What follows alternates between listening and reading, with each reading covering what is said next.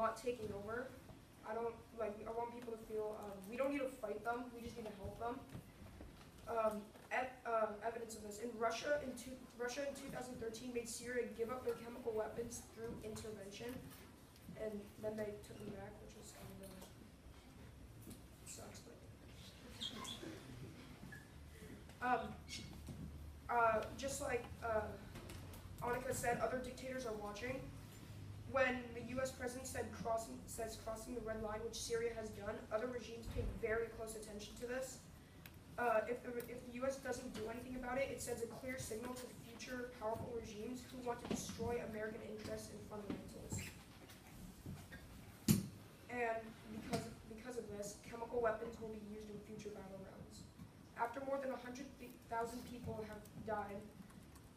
have been killed in chemical warfare, nations come together to put bans on these weapons, such as nerve agents, blister agents, blood agents, and choking agents. The Syrian government have been dropping and killing their own people with nerve agents. If this horrible incident passes with no response, then this will not be the last time we see chemical weapons in the battlefield. Chemical weapons don't just appear to dictators trying to relinquish power, but terrorists who want to use these weapons to create maximum fear and devastation.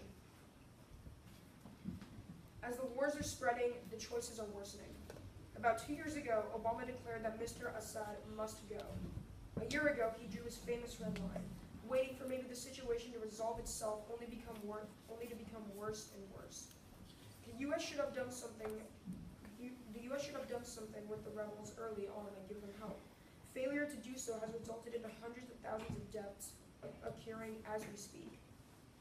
Inaction will hand a victory to al-Assad. Without a fearful action by America, al-Assad's latest maneuvers will lead him to victory, not only to him but his top allies, including Iran and Hezbollah. These people have tremendous track records for terrible attacks, terrorist attacks in Asia, Europe, and Latin America. Would you want to live in a generation of hatred and revenge?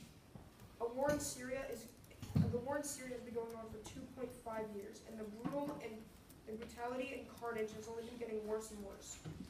It all started as a small demand by the people for the dictator to step down.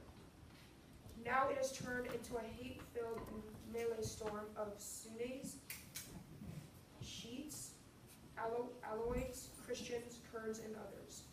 Do you want to live in a world full of revenge and wars and hatred? We should hit Assad in a way that shows the world we do not tolerate chemical weapons. There needs to be repercussions for Assad's actions. Greater involvement might cause risks, but so does watching the destruction happen in Syria.